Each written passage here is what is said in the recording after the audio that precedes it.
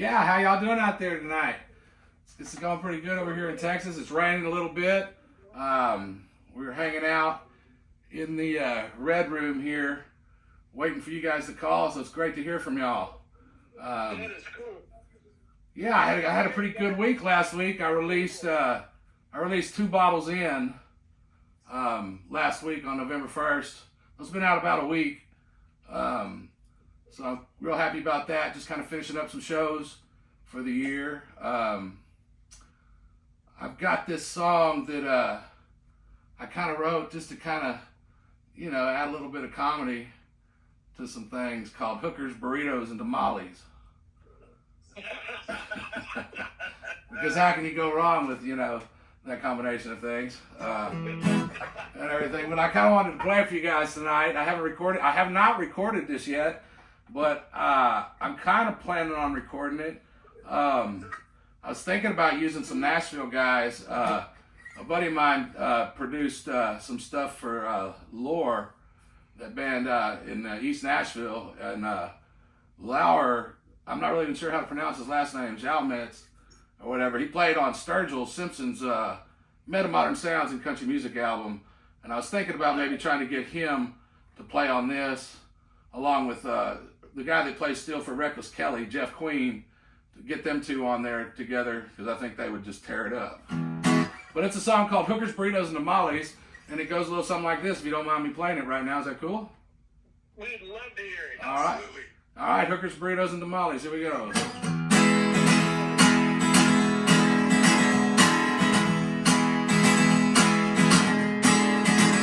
If you're running hot like a hooker, selling burritos on the highway, don't you look back twice, it'll bite you back quick. I was a hot hooker, but I sold tamales. People that I didn't give me hell, and all my haters making me kill my fist. Out on a limb dancing, it's a long way now. I hit every branch on the way, but it won't slow you down. People always say to me, well, get more with the time. Hitting on rock bottom will stop you on the dime.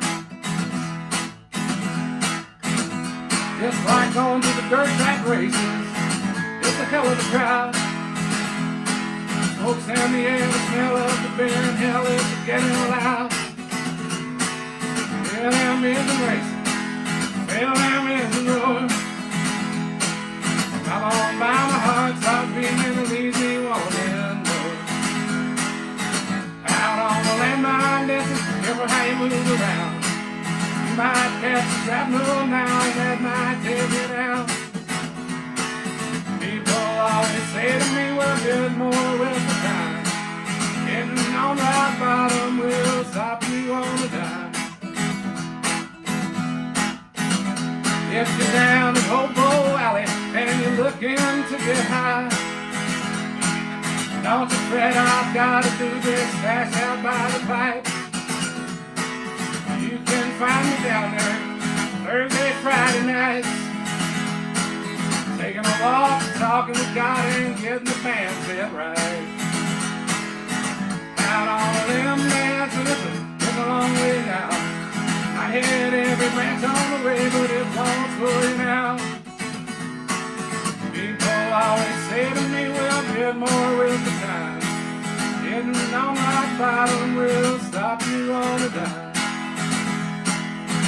Out on a landmine dancing, careful how you move around. You might catch a shrapnel now, and that might take you down. People always say to me, well, get more with the time. Getting on my bottom will stop you on the dime. People always say to me, well, get more with the time.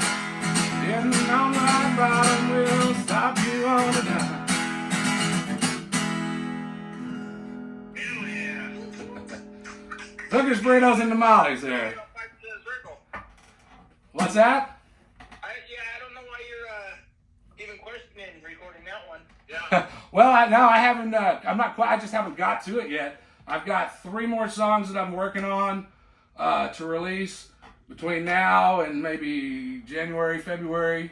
And so I just hadn't got to record that one yet, because I only had 2 verses for it, and I was working this job here in Waco, where I was playing quite regularly, for a friend of mine who's like an awesome chef, Jason Rolfe. He's an awesome chef. Cooks anything he cooks is great. Whatever he cooks, I'll eat it. But I was playing a lot working for him, and we had this little spot down the way we called Hobo Alley, which is where we'd go to hang out, when we were on break. And I had wrote the 3rd verse on the fly one night at that gig, so it kind of took me a minute to get that one written, because I had the first 2 verses, but I couldn't think of a 3rd verse until one night it just kind of came out, and then I got it out. And now I do need to get it recorded. But I want to use some Nashville guys. I'd like to use Brian Wright to help produce it at the Red Rooster Social Club. That would be kind of cool. He's got a lot of access to a lot of really, really hot musicians out there in Nashville. So I'd like to do that. That'd be kind of fun. Yeah. So I'm throwing up. You sent me a couple pictures of you on your chopper. Yeah. James is listening tonight. Yeah. James from Dead End Choppers. Definitely want to give him a big shout out. He gave me, when Lefty from Infamous Things, he's a tattoo artist here in town. He tattoos all over the country. His name's Zach Colbert, great artist. He does all my artwork for my singles and stuff. He gave me a chopper after after we buried Billy Joe. About a month after, these guys came up and said, "Hey man, we got a chopper for you, but you're gonna have to kind of build it up the way you want it." And I was like, "Man, okay, that's awesome. I'd never built a chopper." James called me and said, "Man, how are you at wrenching?" I said, "Man, I'm good at breaking shit." He goes, "Well, you got a chopper you got to build." He goes, it was crazy, man. It had like some rabbit ears on it and a suicide shifter, and it was a sketchy chopper, but very, very cool. And picture of you sitting on it right there with you and James. Yeah, with me and James from Dead End Choppers. Yes, sir. And so James gave me all the parts. He like went into his got all out, all his cool shit. Gave me the bars, gave me the seat. Just made everything really, really cool. It was like Christmas. I'd go over there and be working on it, and James would show up with just another cool piece for me and everything. But I built that. It took me about a year to build it, because I really had no idea what the fuck I was doing. And there were some things that I just, the wiring and all that shit, that was kind of tough, and rebuilding the transmission. But we got it done, and definitely very thankful to James at Dead End Choppers. If anybody's looking for a motorcycle, you want to get one in Texas, get one from James at Dead End Choppers. Sweet looking scooter. And that's another thing, man. If anybody's looking for a chopper down there around that area, and you're thinking about buying one, I guarantee he's got one that you can afford. Oh, definitely. He has the bikes he goes through, and the prices he puts on them. They're half of what they go for out here. On the way home, I was just talking to the other DJ Rob about shipping. So I'd like to pick one up, but that's for another story. I told James we're gonna get his ass here on the show, on the call in. He's got some good stories too. Yeah. Oh, yeah. Oh, James got some great stories.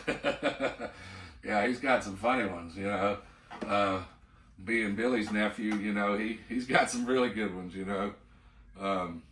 Billy used to razz me about looking like I was homeless and shit. So I was at a party, and we lived in the same neighborhood basically in South Waco, and I was playing lead guitar for Billy's lead guitar player. So he was second chair when I was in the room, and I was at the party or whatever, and I in the kitchen. I was going to get a beer, and Billy just came in through the back door, and he looked at me and he goes, "God damn! Last time I saw you, you stand on one side of the street working the corner. I stand on the other working that."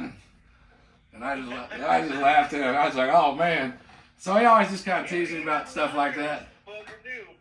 Oh man, he was a fun-loving guy, and he always had some funny stories and shit, man. He told us one time about how he used to have this old woman that cook up his roadkill, and so he brought her an armadillo, and So he brought her this armadillo, and he told us, he said, there's about 18 different kinds of meat in the armadillo, and ain't none of that shit edible. But that was Billy, man. He always had a story. He was fun to be around. He was How many years did you know him? Let me see. I started playing lead for his lead player back in 2011, 2012, somewhere around there.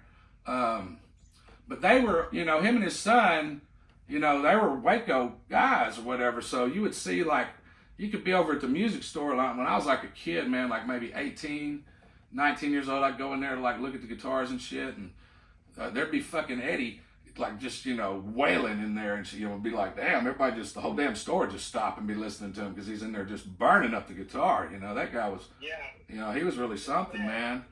It's like, damn, who's that? And they're like, oh, that's Eddie, And so it's like, I knew who he was. I knew who Eddie was, but I was a kid, so it wasn't like, and I wasn't even very good at guitar at that point, and everything. And so we'd go see him. We had a store called Hastings here, and people would do their, they would do shows, release shows to promote what they had going on. And Billy and Eddie, they did one over there. And I can remember Eddie sitting outside on I want to say it was like a purple Camaro or something. He was sitting out there on top of that during break, just burning one, just having a good old time. Nobody said nothing to him. But it was good times. Waco's kind of behind the times a little bit, but it's trying to catch up, man. There's a lot of good songwriters here in these parts, man. I mean, a lot of good really, really good songwriters. And man, some of my favorite songwriters are my friends, like Billy. Billy was one of the best. He was so witty with some of the things he could come up with. But in Waco, there's something in the water with songwriters. There's John Dempsey, who was from Waco, was a great songwriter. Well, there's also this guy named Russian Steel, who's a friend of mine, and man, he writes some great songs too. And I think y'all like this one. I think this will be a good one for the show. If y'all mind, I'd like to play it for y'all. Yeah, we would love it. Okay, cool. It's called "Leaving Out of Mexico." This is one of your originals? This is one that Russian Steel, a friend of mine, wrote. But when I heard this song, man, it was like I just kind of felt it, man. And he don't do it, and I was like, well, man, I want to do that song. And he was like, you can do it as long as you just, give me credit for it. So I do like to play it, but I like to give Russian credit because Russian did write it. It's a great song, but I think you guys would like it too, man. So it's like, I'm driving, cocaine's riding, leaving out of Mexico. Tijuana, do you wanna hop on the back and go? The federales, they all know me. I'm as mean as old bandit boys. Another city, another dollar, crossing over on a midnight burn. I'm driving, cocaine's riding, leaving out of Mexico. Tijuana, do you wanna hop on the back and go? Slick tires, devil tattoos, rust on the heels of my boots, the desert trail, dust and hail, road worn, tired and true. I'm driving, cocaine's riding, leaving out of Mexico. Tijuana, do you wanna hop on the back and go? Truck stops, roadblocks, campfires and dirty beds, broken spokes, full strokes, blood dancing in my head. I'm driving, cocaine's riding, leaving out of Mexico. Tijuana, do you wanna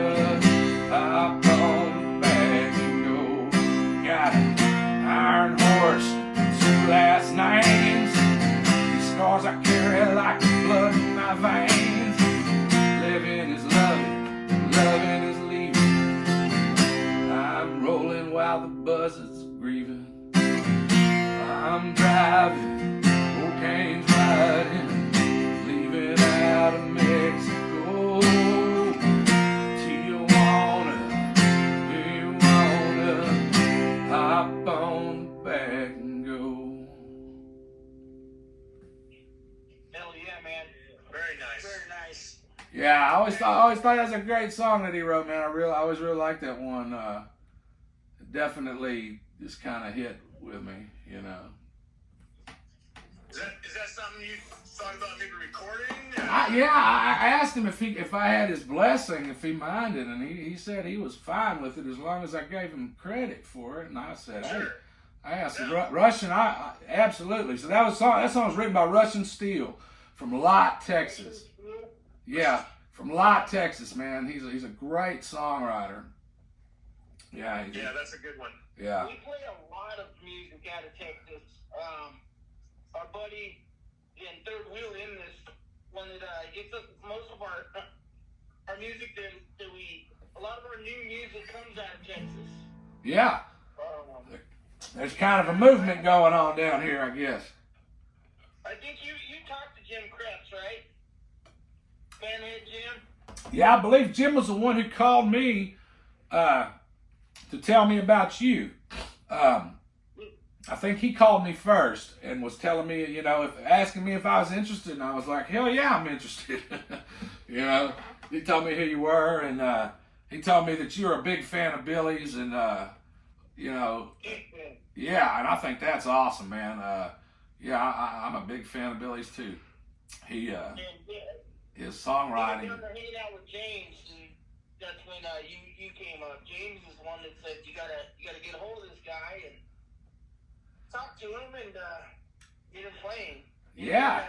What happened was that we just didn't do a bunch of call-ins for like 8 months. Yeah, it's wild. We was like I said, we was having internet issues and everything else, and drop calls and all kinds of crazy shit. Yeah. So we kind of got a better system going, better internet and stuff, and now we're picking these back up. So that's why we wasn't putting it on the back burner. We was just No. I didn't know if there were fires going on up there or what the hell was going on. Hell, didn't y'all have like a bunch of snow at one point? we was doing an interview with Husky Burnett, the goddamn power went out.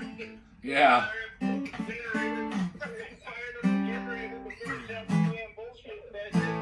Luckily, he was fucking eyes of draft ass sitting there cheaping out and just laughing. So he stayed with us, you know. And Absolutely. Yeah. so it was a good time, but yeah, man, the Mass Knife Fighter, we play a lot of his music on here. Tyler Stokes, Nice. Jack Stokes, all those guys. Travis Bolt. Yeah. I think y'all definitely like some of Russian's music. You know, he plays. He's got a bunch of great songs. John Dempsey, y'all probably like some of John Dempsey's music too.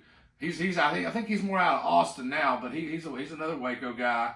Like I said, there's something in the water here with some of these songwriters, man. There's a lot of really good songwriters in this town that have some great songs that nobody knows about, and some of them don't even care to be known about. You know, they want to just play their songs, you know, and they just play them for themselves or whatever. But there's a lot of really, really good songwriters here. I was running around with a couple of songwriters, man, years ago. We were out doing some back roading and stuff. Me and Rodney Pyatt, Rodney's played for a bunch of people. He played for Selena for a while when he was getting his start. Then he played for Stoney LaRue and Rick Trevino. Played for a bunch of people here in Texas. Was pretty much a staple as far as guitar goes in Texas. Rodney Pyatt, it was, you know, he's pretty much one of the dudes that he's the man, you know. And Kayla Ray was running around with us. She's another songwriter here that's from Texas, and she's out there doing her thing.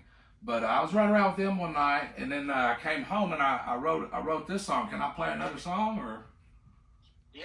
Yeah. Tear it up. We're here. Okay, cool. This one's called Blueberry Sweet. I wrote this one running around with them one night, and we raised a bunch of hell, and this is what I ended up with. So it's like.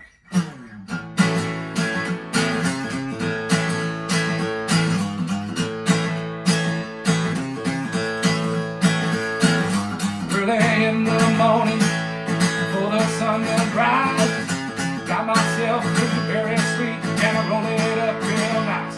Love is working. That's a trick, and I'm feeling fine. Yeah, life is good in Texas, and blueberry sweet. sweet sunrise. I lived down in Texas, been there all my life. Spent some time in South Cadillac, Bridge Hill, the whole damn time. Slow dance work. In and out, now I'm feeling fine. Yeah, life is good in Texas. Got bloomer, sweet sunrise. Oh, help me in the morning, Lord. Help me all through the night.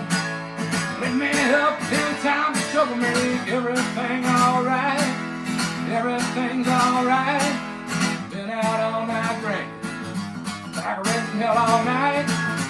Without time to run very sweet, load it up real fine. Load it up work. Just a trick and I'm feeling fine. Yeah, life is good in Texas. Got bloomer, sweet sunrise.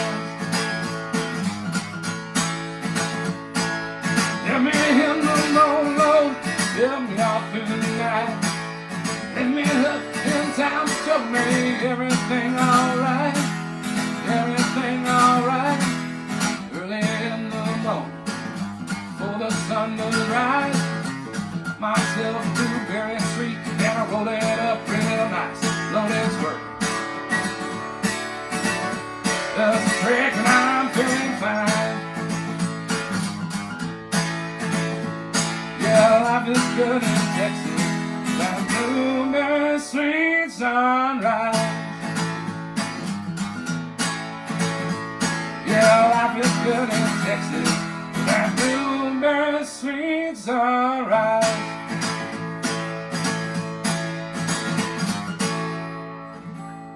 Awesome, man. Awesome. We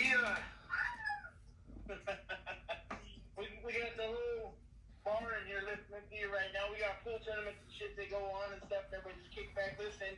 Awesome. The guy in the chat room, one of the OGs of BIC, says there was a dude named David Koresh had a nice place in Waco.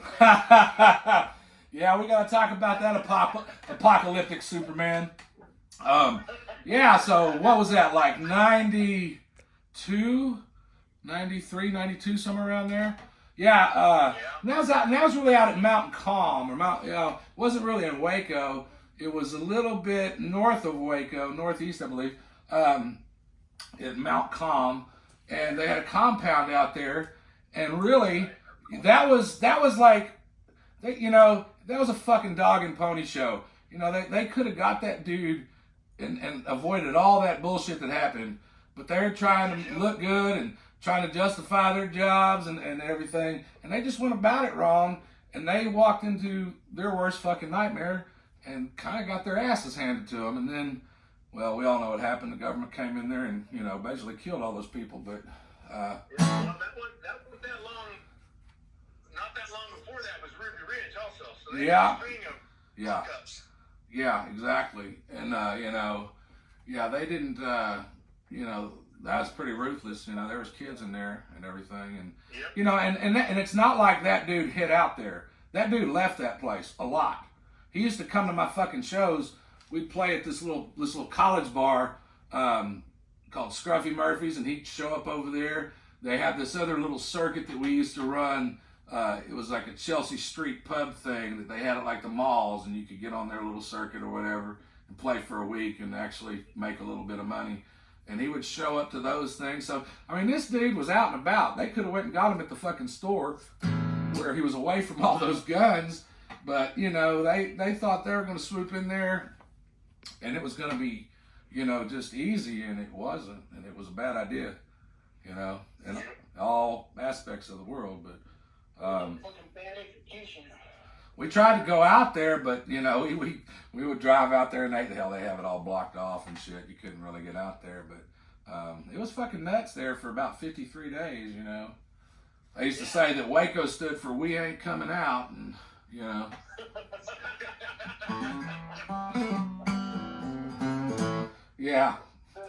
that was that's a poor joke, I guess.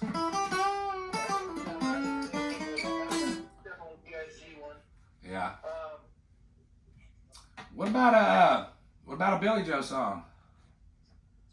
yeah. Billy Joe Shaver song. One of my favorite songs, I know. I mean, it seems like a lot of people really like this one, but or a lot of musicians around here like to play this one. What about George on a Fast Train?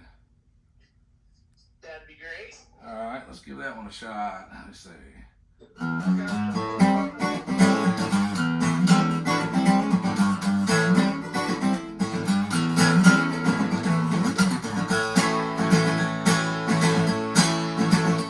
On a rainy, windy morning, that's the day that I was born.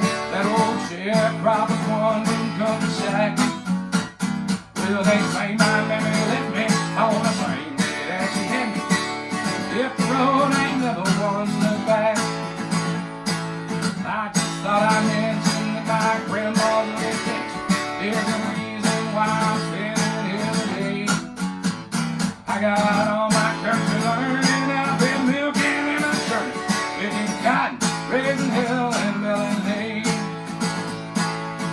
I've been to Georgia on a fast train, but I wasn't born for yesterday. Got any good Christian wisdom and any great education, I ain't no needing God treat me that way. And now, sweet Carolina, I don't guess I'll never find another woman put together like you are. Look how wiggle when you're walking and your big city talking. Brand new shiny Plymouth ragtop car. Now let's hurry up and wait on this world of give and take. Seems like it's what makes the way every time. I believe it in my soul when I hear those days roll. You better know I'm gonna get my share of mine. I've been drove on a fast train, I wasn't born for yesterday. Got a good Christian wisdom and an 8th grade education. I ain't no needing y'all treat me that way. I ain't no needing y'all treat me that way.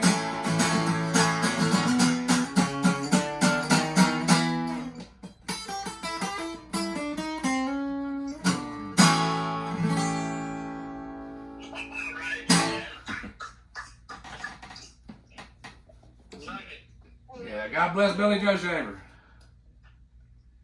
What about Black Rose? Oh, let me see here.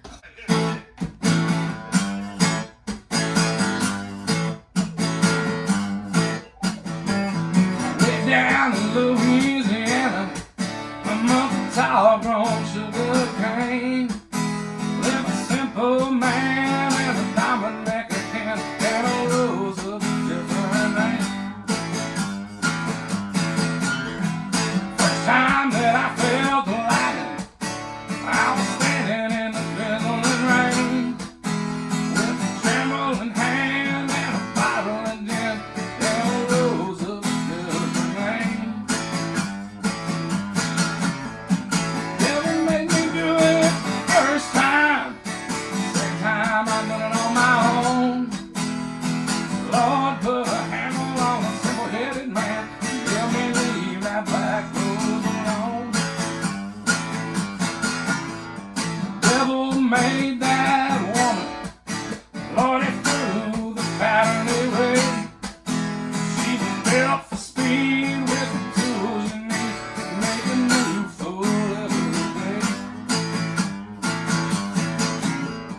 Way down deep and dirty on the darker side of Shane. Watch the pain raise a man out there doing it again with a rose of a different name. Devil made me do it the first time. Second time I done it on my own. The Lord put a handle on a simple-headed man. Tell me leave that black rose alone. Devil made me do it the first time. Second time I done it on my own. The Lord put a handle on a simple-headed man. Tell me leave that black rose alone.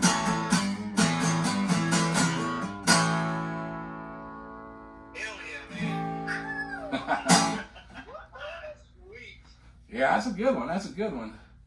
I ain't played that one in a while. It's the words I was having trouble remembering. Well, you pulled it off. You nailed it. Yeah. Anytime you feel like putting any of these songs while you just keep them bag jamming out, throw that shit on some MP3 and send it our way, man. Okay. Yeah. Good luck with it.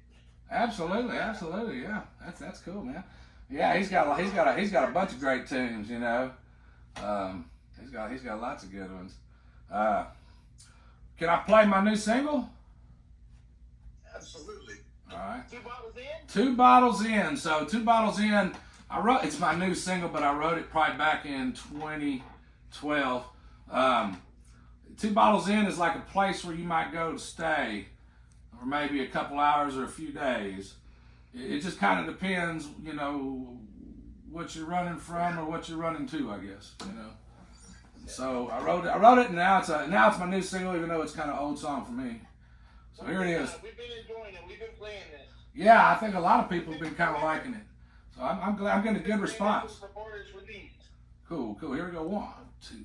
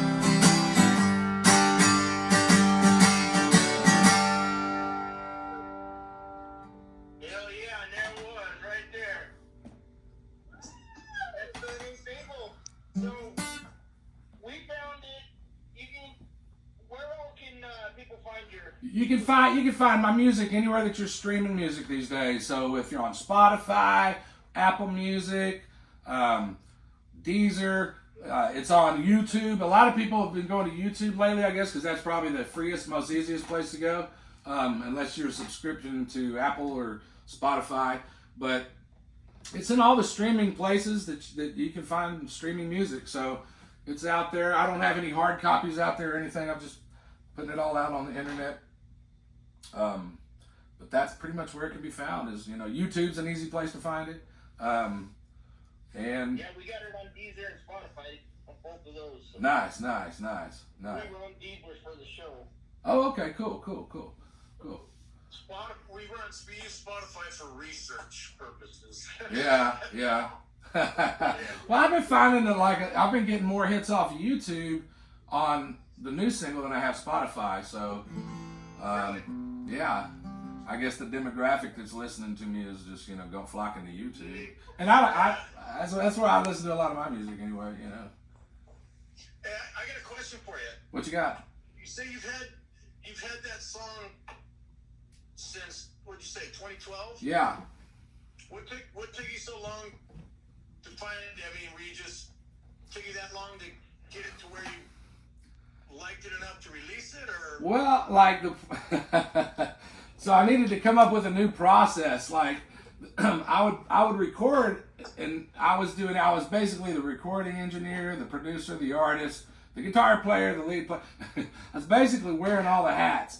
And then I was trying to mix it myself and all that, and I would end up by the time after listening to it 2 million times, I hated it, and I didn't want to listen to it anymore, and I just didn't, because I could hear all the imperfections, and they stood out to me, even though they probably weren't that bad, and it was probably a good sound recording.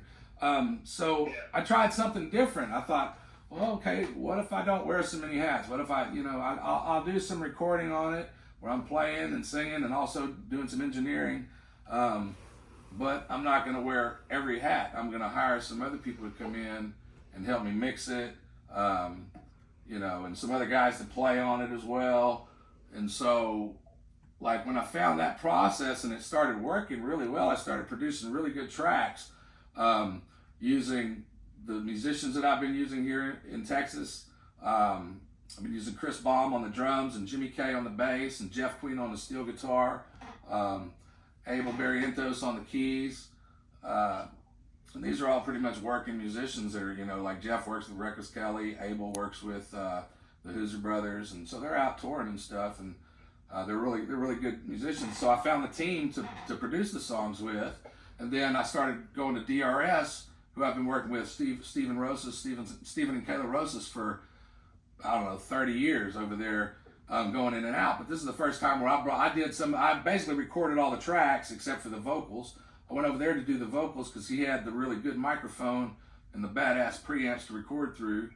And then I had him help me, basically he mixed it with me in the room in there, and we got it all mixed out, and then we sent it up to Portland, Maine, to this guy named Adam Ion, who was working for Gateway Mastering, which was Bob Ludwig's studio, who's mastered everybody in the business. He's done everybody.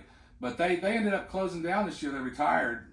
Bob and Gail retired. And so Adam went out on his own and had formed Ion Mastering, and he's been doing all my mastering. I feel like he's been just hitting the nail on the head. He's been making the songs really, really good. And so now that I've found this production that's working out really good, this formula, I'm trying to release more music, and so I don't have to do everything. I still have to do a lot, but I don't have to do everything, And when you have somebody else mix it, it just kind of makes it to where, it makes it a lot easier. Let them worry about it, And if you don't like it, you just tell them what you don't like about it, and then they fix it, and so it's a pretty good process. Well, did you completely shelf it for a decade? Man, I played it, I played it and stuff, and I had recorded it, and I thought and then I had recorded a whole A and B sides album, basically 2 albums, and then just basically scrapped it, and it was getting a little crazy then, because I was writing all these songs. So I was trying to go out and live an interesting life so I'd have shit to write about, and it started getting a little bit fucking ridiculous. Fucking going out. We got this little place called Tokyo Store, and it's like an old place. Like you walk in and the wood floor is kind of warped and it's wavy and shit, man. It's you gotta walk the wave to go down the floor. And we were going out there on Sunday nights and just getting so fucking shit-faced, you know, and driving back to Waco, and you know, just yeah, it was getting pretty fucking stupid. And so I kind of did. I shelved it for a little while, man, because I felt like I was, you know, I was living pretty crazy to just write all these damn songs that I just threw on the fucking shelf, you know, because I listened to them a million times after I recorded them and tried to mix them and all this stuff. And so I just kind of, you know, really back then, I just went back to being a lead guitar player, because that's really what I was more of a lead player. You know, I did a lot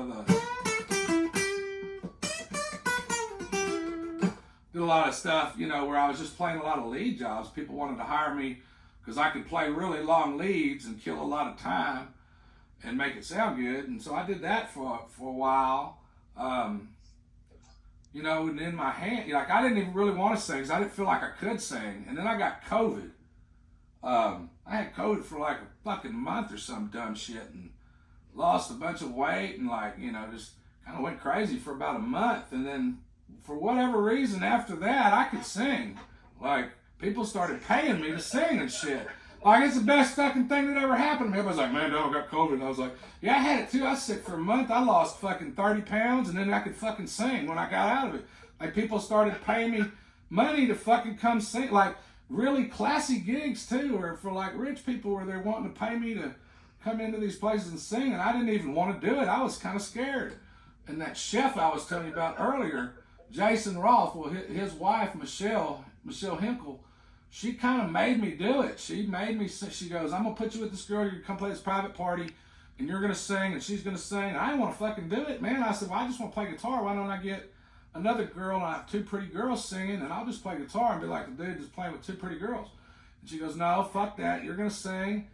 And so she created a fucking monster, because I started doing it. Next thing you know, I just started taking shit over, and I was working all these jobs singing and these kind of classier places. You know, I guess the outlaw thing to some of them people was really appealing, you know, because it's like, well, he's kind of scary looking, but he's really nice if you go talk to him.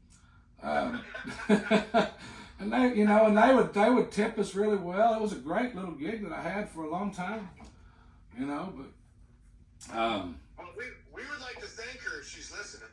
You tell her we said thank you. Yeah, I thank her too, man, because she's largely responsible for what I'm doing today.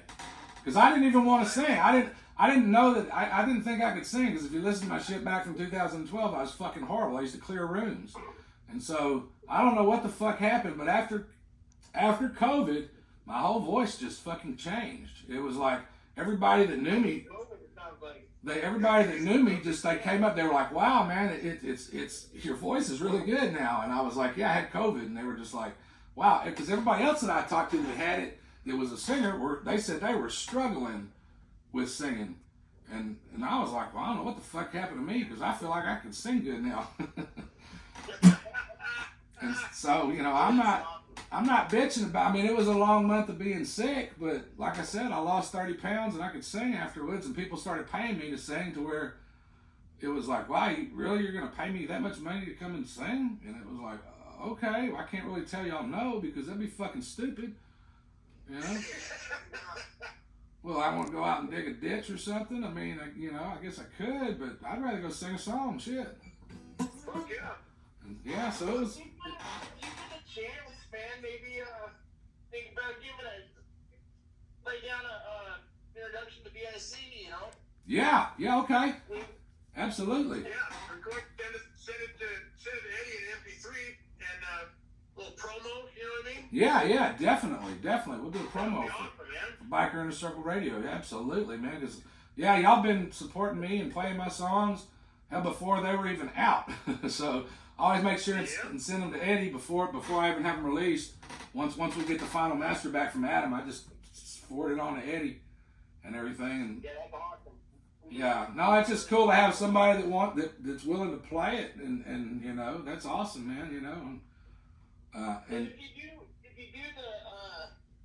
do that, just do it as Bikers in Circles. Don't do it as the Hillbillies and Hessers doing pay to stay Doran, and you're listening to Bikers in a Circle. Absolutely. You can send it on to the other DJs too, and they'll throw it in rotation during their shows also. Okay, so basically, I'm David Matthew Doran, and you're listening to Biker Inner Circle Radio. There you go. Yep, and you can throw on, you can fucking throw on one of those there, yep. Yeah. So, You do it what you want, send it to us, and we'll throw it in rotation. Okay. Yeah, I'll try to get in the studio here and do that for you real soon, so we could do that. Hell yeah. Yeah, that's very cool. Very cool. Absolutely. All right, man. Well, it's really nice having you on. Thanks for the fucking live tunes. Yeah. Oh, absolutely.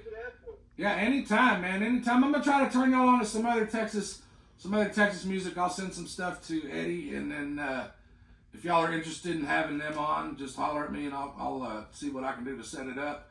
But some of them are really, really good, and I think your audience will probably get, really enjoy some of them. Real music. Real music with real feel. That's what we're about. Real music with real feel. Absolutely, man. Well, I appreciate y'all let me participate with y'all tonight and raise a little bit of hell and have some shenanigans.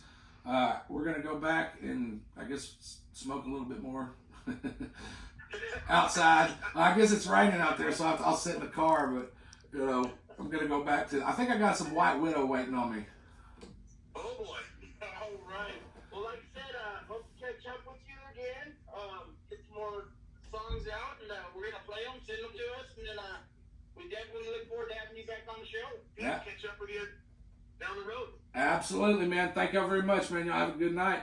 Keep raising hell. All right, man. Later. All right, thank you. Thank you.